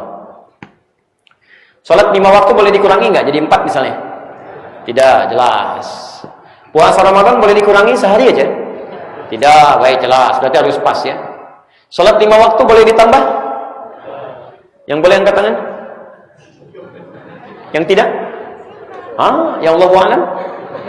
Kenapa antum ada suara tadi? Kalau tidak tahu cukup katakan Allahu a'lam. Baik, sholat 5 waktu boleh ditambah? Tuh kan, ada lagi suara. Baik, boleh atau tidak kembali kepada dalil. Ada dalilnya kerjakan, tidak tinggalkan. Sholat 5 waktu boleh ditambah atau tidak? Baik, apa dalilnya? Baik, boleh ditambah dengan tambahan yang ada dalil dari Quran dan Sunnah. Tambahan dari 5 waktu disebut dengan sholat sunnah namanya. Rawatib itu, ya. Sunnah, ada yang mutlak, ada yang rawatib. Ditambahan nih. Kalau menambah bilangan yang fardunya itu nggak boleh. 2 subuh, gitu kan? 2 rakaat subuh. Ya Allah, hamba banyak dosa. Dulu hamba jarang sholat. Hamba ingin ya Allah supaya maksimal pahala bertambah. Nggak apa-apa. Subuh ini hamba 4 rakaat misalnya, nggak bisa. Tetap 2. Kalau Anda ingin tambahkan ini, tambah dengan sunnahnya 2 rakaat sebelum subuh. Teruskan dengan syuruknya, teruskan dengan duhanya. Ini tambahannya. Nah, orang tadi mengatakan, saya nggak akan nambah. Maksudnya dengan sunnahnya pun nggak akan ditambah. Dia orang ini tidak akan mengerjakan yang sunnahnya, puasa cuma Ramadan saja, gitu kan? Tidak mengerjakan yang sunnahnya, cukup dengan yang ini saja. Dia konsisten, kerjakan tidak akan dikurangi dan nggak akan nambah di luar yang ini. Apa kata Nabi? Kalau benar dengan janjinya itu, dia bisa masuk surga. Masya Allah, sesungguhnya Anda dengan amalan-amalan yang standar pun kalau benar dikerjakan, jauh dari maksiat misalnya, itu bisa mengantarkan kita ke surga. Cuman yang jadi masalah, mohon maaf, surganya di tingkat yang mana, ya kan? Kemudian bisa nggak amalan-amalan ini bisa menutupi maksiat yang pernah dikerjakan? Tapi poin yang paling penting, nanti ada terusannya di hadis yang lain. Poin yang paling penting, orang ini mengajarkan pada kita untuk mengukur diri. Memang bisanya cuma yang ini aja, belum bisa puasa sunnah, karena dia baru masuk Islam. Belum bisa dia menunaikan sholat sunnah, karena dia baru masuk Islam. Artinya kalau ada orang-orang yang baru mengenal Islam, baru terbiasa, baru mulai balik, tolong jangan bebankan beban-beban ibadah di luar batas kemampuannya. Itu maksudnya. Jelas? Ya. Mu'alaf baru masuk Islam. Belum masuk udah di komentarnya. Nanti Pak ya, Bapak selain sholat 5 waktu mesti tahajud Pak. Kalau bisa seperti Nabi, kakinya bengkak-bengkak. Gak akan jadi itu syahadatnya. Antum nih ada-ada aja gitu kan. Anak kita juga begitu. Bangun tahajud malam, gak usah sampai 11 dulu, 2 rakaat dulu, bangun. Alhamdulillah berikan dia reward, Masya Allah. Nah ya, kamu sudah 7 tahun, sudah bisa tahajud malam. Papa dulu belum bisa begitu. Oh begitu Pak ya, berarti ada hebat ya. Alhamdulillah, bukan hebat tapi Allah yang telah memberikan karunia. Yang diberikan pada adik tidak kepada papa. Besoknya naik lagi 4 rakaat. Masya Allah deh, baru kemarin 2, ada sudah 4 lagi. Papa dulu gak bisa begitu. Terus naik lagi supaya dia teringat keindahannya, merasakan kenyamanannya dan terbiasa dia. Ayo pelan-pelan. Jangan belum apa-apa. Adik ya, kalau ada yang mau masuk surga seperti dulu anaknya Rasulullah, ya maksudnya anak suaminya Fatimah, menantunya, ya dan sebagainya, mereka tahajud deh sampai 11 rakaat. Bacaannya panjang. Ada harus bisa ya. 11 mikir, baru 2 udah ngantuk, besoknya subuh kesiangan, nggak sholat lagi gitu kan? Ini jadi masalah. Paham ya? Baik. Kalau paham, saya tutup dulu dengan kaitan dengan bahasan kita. Hadis ini ingin menerangkan bahwa pelajaran terpenting bagi seorang muslim di awal masa meningkatkan imannya adalah fokus untuk mendalami pokok-pokok keislamannya dulu setelah dia bersyahadat masuk Islam pada 4 poin utama ini. Jadi kalau Anda ingin meningkatkan iman kepada Allah, meningkatkan keislaman kita, jangan bahas yang tinggi-tinggi dulu. Mulai dengan bahasan sholat.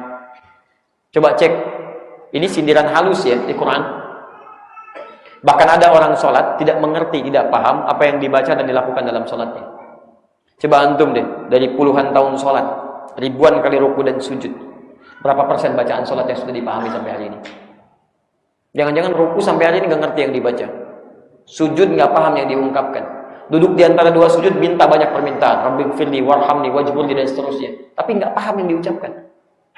Ya, antum aja mau menghadap pimpinan, mau kerja, dipelajari dulu, dipahami. Urusan dunia itu yang sementara, yang ketika meninggal nggak dibawa. Masa menghadap Allah kita nggak ngerti yang diucapkan? Ayo coba turunkan. Ada menu-menu sholat, pernah nggak dikeluarkan? Jangan-jangan menu makanan hafal, makan hari ini, makan besok begini, menunya begini, cari dulu di pasar. Menu sholat kita nggak paham. Ada sholat malam, ada sholat siang, coba kita keluarkan semuanya. Yang sunnah-sunnahnya gitu kan, turunkan. Coba deh buat menu sholat, keluarkan semuanya. Lalu tanyakan pada diri Anda, saya sudah diberikan usia sampai 50 tahun. Barangkali ada satu di antara menu ini yang belum pernah dikerjakan selama hidup. Pernah sholat wudhu, Masya Allah, tahajud, 8 rakaat, sholat duha, sholat syuruk, sholat mutlaknya, rawatibnya dan sebagainya, keluarkan semuanya. Jangan-jangan ada anak usia 5 tahun sudah mengerjakannya. Antum diberikan 50 tahun, ada yang belum dikerjakan. Antum butuh berapa tahun lagi? Zakat. Jangan-jangan hari ini kita belum paham tentang zakat. Ada harta yang tertunda, apalagi turunannya, ada infak, ada sedekah dan sebagainya. Infak wajib, infak sunnah, pernah nggak diturunkan? Gak usah tinggi-tinggi belajarnya. Infak ini begini, ini yang wajib, ini yang sunnah. Turunkan, oh sunnah kepada ini, wajib kepada ini. Jangan-jangan Anda senang numbang yang jauh-jauh, tapi saudara sendiri nggak pernah dilihat. Anak paman, anak kakak, anak adik dan sebagainya putus sekolah, itu nggak pernah lihat. Padahal infak yang utama kepada mereka dulu. Coba keluarkan. Termasuk yang selanjutnya. Jadi kesimpulannya, Bapak Ibu sekalian, jika iman kita ingin meningkat, mendekat kepada Allah Subhanahu wa taala, maka mulailah membangun hubungan baik dengan Allah dengan mempelajari dasar-dasar keimanan kita dulu. Baik dasar keimanan ini terwujud dalam rukun Islam, dari mulai syahadat, kemudian salat, zakat, puasa sampai dengan hajinya. Dipelajari ini ilmunya dengan baik dan praktekkan dalam kehidupan kita. Amalan-amalan ini bila dikerjakan dengan ilmunya, maka itu yang melahirkan peningkatan iman. Antum kalau paham kalimat Allahu Akbar saja saat membuka sholat, Anda ucapkan, Abu Dawud nomor hadis 857, fayaqulu Allahu Akbar, maka Anda ucapkan Allahu Akbar. Itu Abu Bakar, sahabat Nabi, yang pahanya tidak sebanding dengan seluruh amalan manusia kalau ditimbang, masuk surga tanpa hisab. Itu begitu mengucapkan kalimat tadi saking pahamnya sampai menangis, Pak. Nangis bergetar tubuhnya. Karena takut ketika mengucapkan kalimat itu membawa keangkuhan dalam dirinya.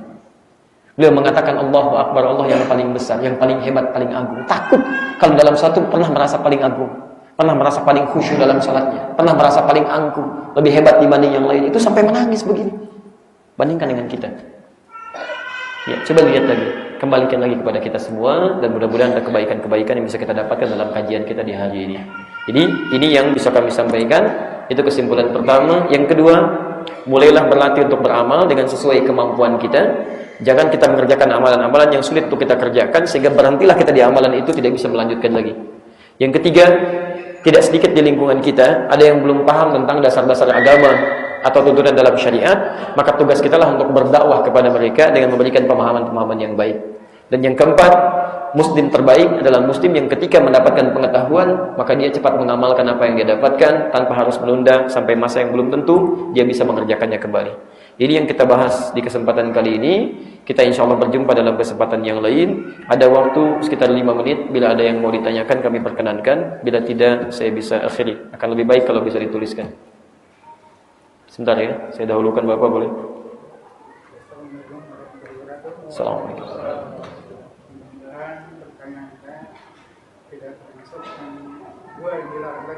Baik.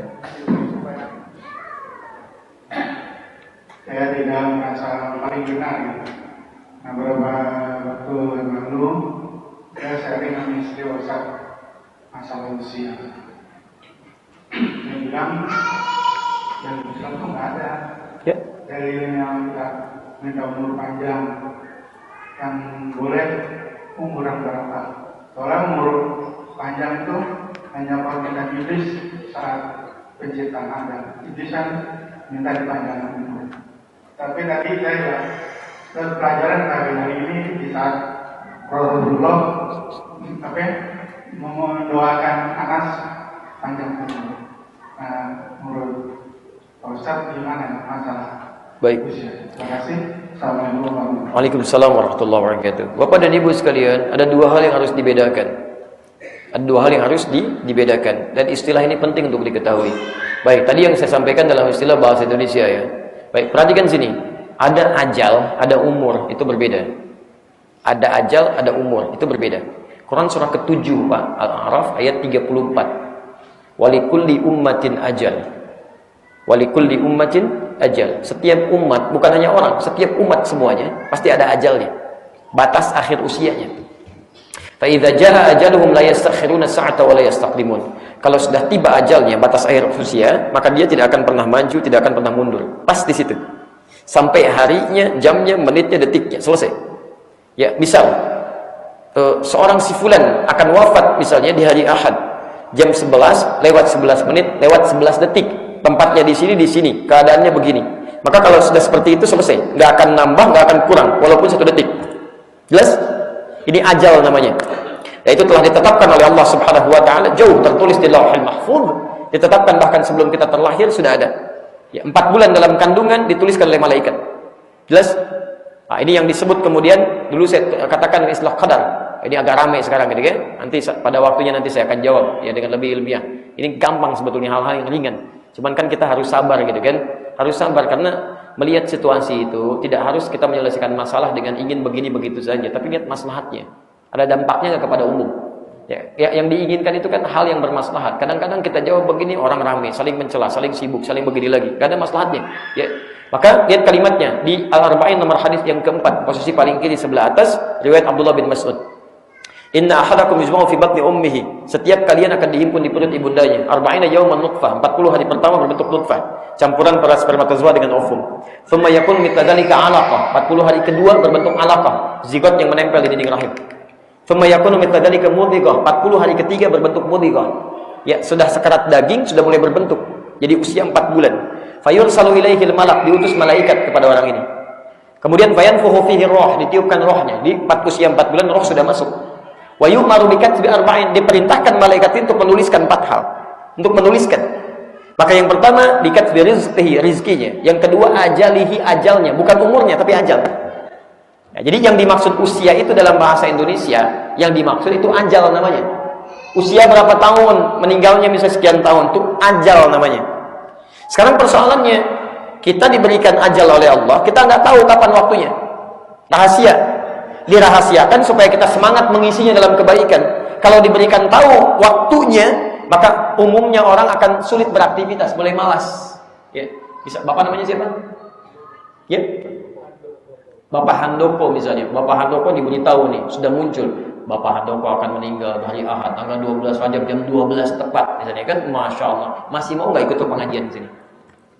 Belum tentu mau. Di rumah aja atau di masjid sendiri. Astagfirullah, astagfirullah. Pak, minum dulu yuk. Enggak, astagfirullah, astagfirullah. Udah malas semuanya gitu kan, mau kerja susah, ini susah, kita tahu. Karena itu dibuat misteri menjadi gaib supaya kita semangat untuk mencari kebaikan-kebaikan. Nah, sekarang pertanyaannya, bagaimana kita bisa mengisi ajal itu supaya baik bekal kita ketika menuju Allah? Maka itu yang disebut dengan umur, cara mengisinya. Umur, al-umru.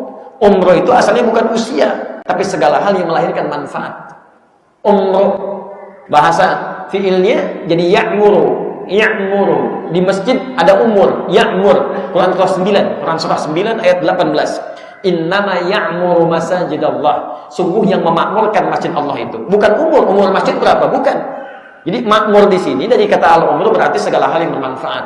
Kalau Anda DKM masjid, ingin bikin kegiatan di masjid, cari yang bermanfaat.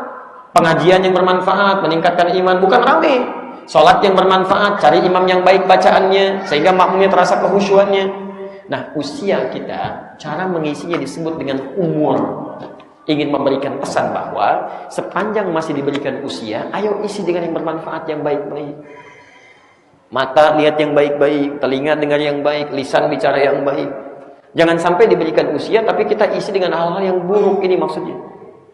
Jadi kalau ditanya begini dalam bahasa umum ya, berapa umur Anda? 40 tahun. Itu maksudnya kalau dikaitkan ke sini, dari 40 tahun ini sudah berapa kebaikan yang Anda sudah buat? Jelas? Cuman jadi ke bahasa Indonesia, umur ini berubah pemaknaannya sebagai ajal atau usia. Ya. Padahal asalnya bukan usianya, tapi cara mengisi usianya itu poinnya. Karena itu ketika Anda mendapatkan penerjemahan usia bertambah, usianya nggak akan bertambah. Karena usia itu setelah ditetapkan oleh Allah jauh sebelum kita dilahirkan, di Lauh Mahfuz tertulis usia si fulan 63 tahun, maka tidak akan nambah, tidak akan berkurang. Tetap segini. Tapi yang bisa bertambah itu umur. Asas manfaatnya, keberkahannya. Umur itu punya 3 arti, 1 manfaat, 2 sukses, 3 berkah. Jadi usia mustahil bisa menambah, ajal tidak akan bertambah, tapi umur itu bisa bertambah. Manfaatnya, keberkahannya, dampak kehidupannya. Antum pernah berjumpa Imam Syafi'i? Tidak. Ya, tidak. Jauh sudah meninggal lama, tahun 204 Hijrah. Usianya cuma 54 tahun, 54 sampai 55. Tapi pernahkah Anda membaca kitab Imam Syafi'i? Pernahkah mendengar kisahnya? Ya, kita dapatkan bagian dari keberkahan usianya. Masih ada sampai sekarang. Karyanya, kebaikannya, segalanya dan segalanya. Anas ketika didoakan oleh Rasulullah SAW bukan menambah ajalnya, tapi keberkahan dari usianya. Dan qadar Allah memang diberikan ajal yang panjang. Ya, panjang usianya. Tapi yang penting bukan panjangnya. Bukankah sampai sekarang kita masih mempelajari tentang Anas? Kita dapat manfaatnya, dapat keberkahannya. Tidak salah kalau kita ingin berdoa panjang umur, boleh. Panjang dari segi keberkahan dan manfaat yang bisa dibawa untuk di masa yang akan datang. Tapi kalau panjang ajal maksudnya, itu mustahil. Nggak akan mungkin. Ya, karena Nabi pun ketika ditetapkan, selesai. Itu ada di Quran, surah ke-31, ayat 34. Innallaha 'indahu 'ilmus sa'ah. Ada 5 hak prerogatif Allah yang tidak akan bisa diubah oleh apapun dan tidak bisa dipengaruhi. 1, innallaha 'indahu 'ilmus sa'ah. Hanya milik Allah pengetahuan tentang kiamat. Sampai waktunya sa'ah. Sa'ah itu sekarang diterjemahkan dengan jam. Jam 10 kurang 3 menit, kemudian kurang 135 detik. Baik, antum tuliskan itu misalnya jam. Ya, ketika kiamat disebut dengan sa'ah menunjukkan waktunya, harinya, jamnya, menitnya, detiknya, hanya Allah milik Allah pengetahuannya. Jadi kalau sampai hari ini ada yang bicara kiamat akan terjadi tanggal sekian, bulan sekian, jam sekian, itu sudah tinggalkan aja. Gak ada manfaatnya itu. Tinggalkan. Saya di Garut tahun 99 ada isu berkembang. Kiamat akan terjadi nanti tanggal 9, bulan 9 tahun 99. Masya Allah, nggak kejadian Pak. Kemudian dikatakan itu diundur tahun 2012 katanya. Tanggal 12 bulan 12 tahun 2012 nggak kejadian juga. Ya, jadi memang sudah tinggalkan. Kedua, yunazzilul ghaib, pengaturan cuaca. Makanya nggak ada kepastian cuaca, adanya prediksi. Ya, prediksi, perakiraan cuaca, nggak ada kepastian. Yang ketiga, wa ya'lamu ma fil arham, segala yang ditetapkan di dalam rahim. Ya, bagaimana keadaan ketika dilahirkan, ya, dan sebagainya, kapan meninggal dan seterusnya. Yang keempat, wa ma tadri nafsum madza taksibu ghadan. Kita tidak tahu apa yang akan terjadi kemudian. Yang kelima, wa ma tadri nafsum bi ayyi ardin tamut. Kita tidak tahu kapan dan di mana akan meninggal. Jadi masalah ajal itu urusan Allah Subhanahu wa taala, kita tidak tahu, tapi masalah umur boleh kita meminta kepada Allah. Dan yang dimaksud umur dalam bahasa Arab bukan pengertian umur dalam bahasa Indonesia. Jadi bukan umur yang dimaksudkan usia, tapi cara mengisi usianya. Jadi, boleh Bapak meminta kepada Allah untuk panjang umur, tapi yang dimaksudkan bukan panjang usianya, tapi keberkahan yang diinginkan dari Allah Subhanahu wa taala. Saya kira jelas insyaallah. Barakallahu fiik. Terakhir barangkali ya. Ya. Assalamualaikum Ustaz. Assalamualaikum warahmatullahi wabarakatuh. Tadi mengenai anak yang soleh tadi. Sekolah khair. Mempersiapkan anak yang jauh lebih baik. Ustaz mengatakan itu dengan doa, tapi kita ada ikhtiar dan berikan guru yang baik yang dibawa di taklim dan sebagainya, sehingga jasa salawat Allah itu biasa. Tapi adakah hal-hal lain? Apakah itu cukup? Atau ada hal-hal lain yang harus diupayakan oleh orang tua? Karena setahu saya ini untuk bisa memiliki anak soleh ini dimulai dari anak itu belum ada. Bagaimana saat hubungan dengan istri, suami, apa detanya, juga waktu kandungan, apa yang harus dilakukan oleh istri dan bagaimana sang ayah atau ibu lahir, Oke, dia sebagai sampel contoh, dengan contoh, dan terakhir adalah nafkah yang halal gitu. Baik. Ini bagaimana Ustaz? Jazakallah khair. Kadar pertanyaan akan sesuai dengan kadar jawaban yang kemudian lahir.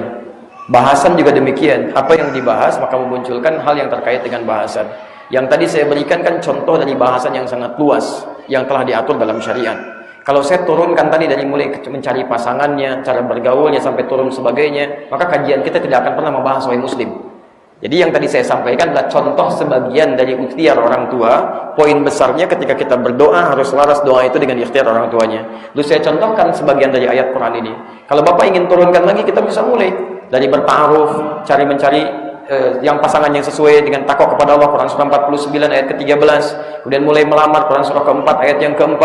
Kemudian mulai bernikah, Quran surah ke-30 ayat 21. Mulai membagi tugas di rumah tangga, Quran surah ke-4 ayat 34. Mulai kemudian berhubungan sampai belum datang keturunan misalnya, Quran bagaimana cara bersabarnya, Quran surah ke-19 ayat 1 sampai dengan ayat 15. Cara bermohonnya dalam salat, Quran surah ke-3 ayat 38 sampai 39. Ketika kemudian mulai punya keturunan, mulailah bermohon pada Allah berlindung, Quran surah ke-3 ayat 36. Mulai disusui bagaimana asinya supaya keluar baik dan pembagian tugasnya baik, Quran surah kedua ayat 233. Usia 2 tahun mulai belajar supaya cepat paham, Quran surah 9 ayat 122. Kemudian mulai ditingkatkan lagi supaya dekat dengan Allah, Quran surah ke-13 Quran surah 31 ayat 13 sampai dengan ayat 19. Kemudian mulai dia membagi tugas untuk mencari nafkah supaya dapat makanan yang halal, suaminya bergerak, Quran surah kedua ayat 168, supaya rezekinya cepat datang, Quran surah kedua ayat 172, supaya sebelum berangkat rezekinya datang, Quran surah ke-7 ayat 96. Ibunya merawat di rumah tangga supaya masak yang baik, kadang-kadang ada tantangan dari anak berkata dan bagaimana merawatnya, Quran surah 17 ayat 23 sampai dengan 25. Kemudian keduanya kadang-kadang lemah, capek, ada tantangan bagaimana mengatasi itu semua, ada yang kecil, menengah, besar, Quran surah kedua ayat 214. Solusinya di Quran surah ketiga 142. Kemudian turunannya Quran surah kedua 155 sampai 157. Dan ketika naik lagi bagaimana cara mendapatkan syukur kepada Allah, Quran surah ke-14 ayat ke-7.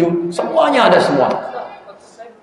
Enggak, saya mau turunkan kepada Bapak bahwa konsep itu ada semua di Quran. Tapi kalau saya bahas sekarang, habis waktu kita.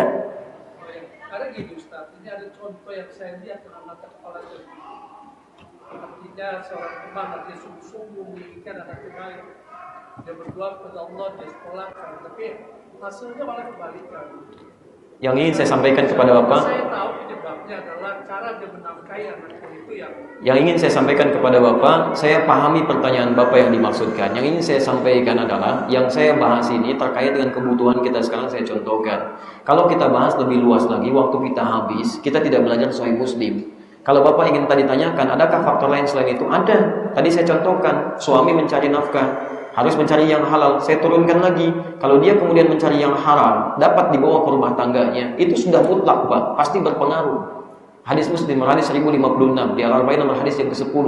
Tsumma dzakara rajulan, Nabi mengisahkan seorang lelaki yutilu safara, menempuh perjalanan panjang, asy'atha aghbara, sampai berantakan tampilannya, kumal, yamudu yadayhi ila sama, mengangkat tangannya ke langit. Fayaqulu ya Rabb, berkata ya Allah tolong kabulkan. Jangankan untuk anaknya, kata Nabi, anna yustajabu lahu. Doanya dia enggak terkabul. Kenapa? Matamu haram, makanannya haram, malbasu haram, pakaiannya haram, kemudian perangkatnya haram, mabudhiya bi haramin. Anna yustajabu li dzalik. Diberikanlah kepada anaknya, dimakan di keluarganya. Apa yang terjadi? Quran surah ke-6 ayat ke-25. Wa fi adhanihim waqra. Makanan masuk ke dalam perutnya, beredar dengan darah ke telinga, tersumbat telinganya. Yang buruk-buruk kedengaran, yang baik gak akan dapat, adzan gak akan didengar, mulai sulit sholat. Kemudian lihat orang sholat gak tergerak. Quran surah kedua ayat ke-7, khatamallahu ala qulubihim wa ala sam'ihim wa ala absarihim ghishawah. Jadi kalau ingin singkat tadi jawabannya, apakah berpengaruh makanan yang haram kepada pendidikan? Sangat berpengaruh. Itu poinnya. Jelas saya kira ya. Terima kasih Bapak dan Ibu sekalian untuk pertemuan hari ini. Mohon maaf bila ada beberapa pertanyaan yang belum bisa saya jawab.